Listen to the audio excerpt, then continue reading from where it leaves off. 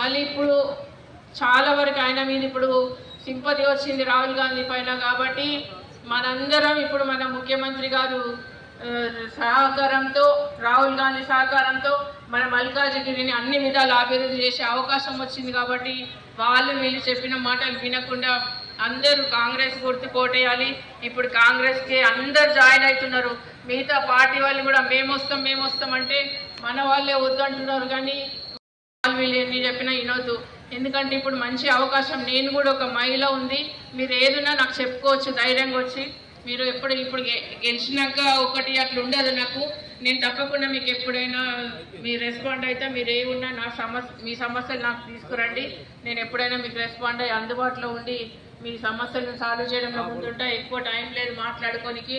మీరు ఇంటింటికి తిరిగి మాత్రం స్కీమ్లు మాత్రం మీరు ప్రజల్లోకి తీసుకెళ్ళాలి. 6 గ్యారెంటీలు ఒకటి, మన రాహుల్ గాంధీ ఇంకొకటి ఏంటంటే రైతు చనిపోతే కూడా 25 లక్షలు ఇస్తున్నారు మన రాహుల్